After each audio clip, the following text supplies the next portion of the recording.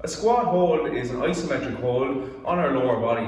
We really want to get this right so we really activate and around our quad muscles and our groin areas. So from the starting position, feet are outside the hips. From here you're going to sit down, keep your knees pushed out. When we get down to parallel, so our hips are in line with our knees, we pull our elbows just inside the knee and we use our hands to lever them out and really create some tension around our hip and groin area as well as our quads.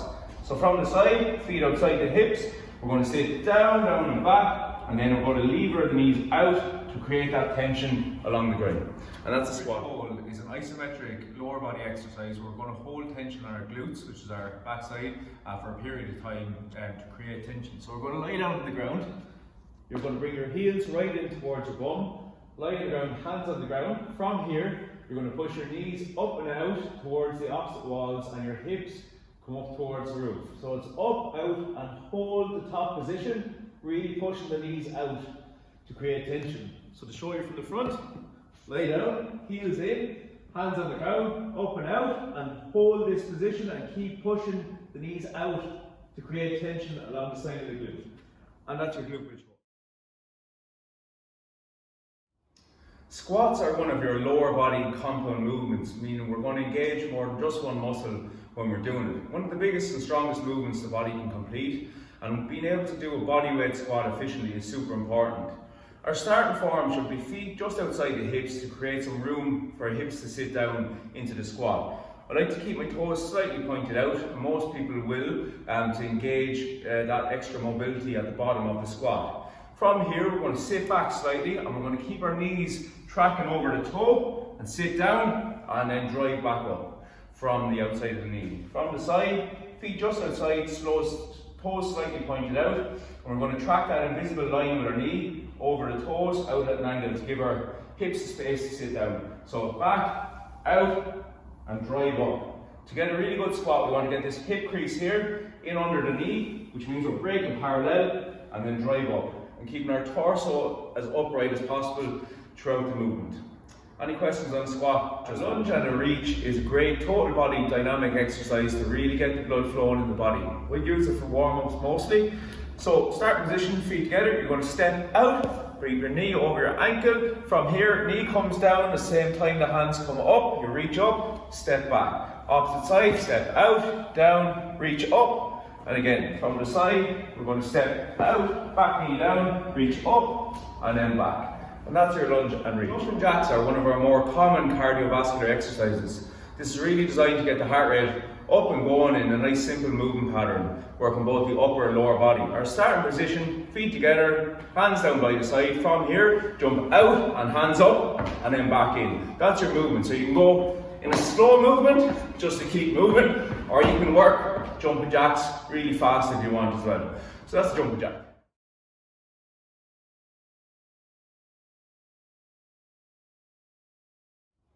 Squats are one of your lower body compound movements, meaning we're going to engage more than just one muscle when we're doing it. One of the biggest and strongest movements the body can complete, and being able to do a bodyweight squat efficiently is super important. Our starting form should be feet just outside the hips to create some room for our hips to sit down into the squat. I like to keep my toes slightly pointed out, and most people will, to engage that extra mobility at the bottom of the squat. From here, we're going to sit back slightly and we're going to keep our knees tracking over the toe and sit down and then drive back up from the outside of the knee. From the side, feet just outside, toes slightly pointed out, and we're going to track that invisible line with our knee over the toes out at an angle to give our hips the space to sit down. So back, out, and drive up. To get a really good squat, we want to get this hip crease here in under the knee, which means we're breaking parallel, and then drive up, and keeping our torso as upright as possible throughout the movement. Any questions on squat? Just ask. Calf raises are a nice simple exercise to activate our calf muscle on the back of our lower leg. So starting position is feet about shoulder width position. You're going to focus on pushing through your big toe and the ball of your foot here. So in around these areas, rather than the weight shifting out onto your little toes. So from here, stand nice and straight, push up through the big toe and the ball of the foot, keep nice and sturdy, and back down. From the side, feet shoulder width, you're going to push up, squeeze, back down, up, and back down. So small little squeeze at the top to really engage the muscle, and it's a nice happy leg. Glute bridge is a hamstring dominant movement, similar to a glute bridge, but we're really going to isolate each hamstring individually and get some really good work in. Our starting position is on the ground, so we lie flat on our back. From here, you're going to bring one heel right in towards your bum. You're going to bring the other leg straight up. Push your knees together, so you've really pushed them together and keeping them nice and straight. Lie flat on the ground. From here, you're going to push your hips up to the roof and keep everything where it is. So up, down, You'll really feel this on the hamstring of the leg that's on the ground. The opposite side then, knees together again, up, down, and that's called a single leg glute. Squats are a really good lower body squat variation to really engage our quad muscles. So from your starting position is down on the ground. We're going to bring our front ankle under our knee, our back knee under our hip, and we're going to have our toe dug in at the back. I'll show from the side in a moment. From here, we want to keep our torso nice and upright, hands together, and you're going to stand up and then bring your knee back down and back up and down. If you find that your knee is sore to tap off the floor, you can put something soft underneath like a cushion or a towel or something like that. Or the alternative is just bring your knee towards about an inch off the ground and then stand back up. So from the side, starting position, we have ankle just under or in front of the knee, back knee is under your hip, back toe is dug in, and keep our torso nice and straight. We don't want to lean forward in this. So stand up nice and straight, and then stand, bring the knee back down and up. And that's our split squat. Glute bridges are a lower body dominant movement, which is really going to work the glute muscle, which is our back side. It's the biggest muscle, individual muscle in the body, and it's really worth working because it's our main muscle for things like walking and running and loads of other movements. So having a really strong glute really makes a strong hip area, which helps everything else in the body work really well. So we're going to start off by lying to the ground. Heels are going to come right in towards the bum. Your feet are about shoulder width apart.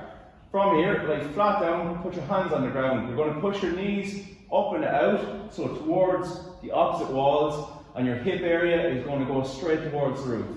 So it's all one movement, up and out, and squeeze at the top. So up, squeeze, and back down. Just to show you from the front, heels are in, hands on the ground, push up, and drive out. So up and out, and then back down. And that's your glute.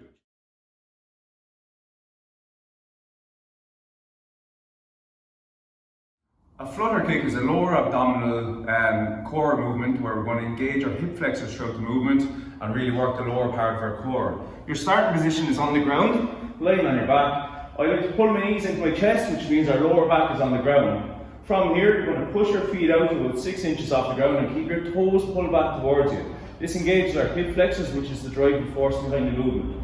From here, feet come heel to toe distance, up and down, keeping the toes pulled back throughout, and you work for the prescribed time. This is called a flutter kick. Cycling the legs is a great way to alternate on your lower body hip flexors and lower core. So our starting position is lying flat on the ground. Both our knees come into our chest like this. We're going to push one leg out at a time. Keep your toe flexed back towards your face and keep the other leg in. From here, pull back in, cycle the other leg out, then opposite, and just keep working through that alternate motion. You want to bring the feet to about 6 inches off the ground, and that's where you're going to get your optimum pull on the core. So it's a lower abdominal isometric hold. We're going to complete this on our backs. So we're starting off on the ground, like right down. From here, you're going to pull your knees to your chest. This means our lower back is on the ground. A lot of people might feel that their back arches during this, and that's our front core embracing. We really want to rotate our hip towards our belly button, and that keeps our lower back on the ground. So starting with your knees to your chest means you're in the right position with your back. From here, you want to hold that tension, push right out, and you're going to hold this position for as long as specified. Keep your toes flexed back, which engages our hip flexor and helps hold the tension in the best way possible. So about 6 inches off the ground, hold the position for as long as you can, and then reset and go again if you need to take a break. And that's a hollow hold.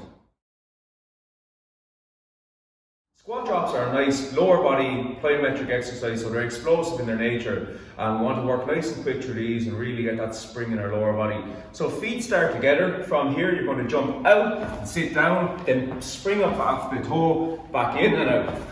So from the side, start with feet together, jump out, sit down, spring back up and down, and that's your squat drop. work nice and quick to really get the heart and lungs working.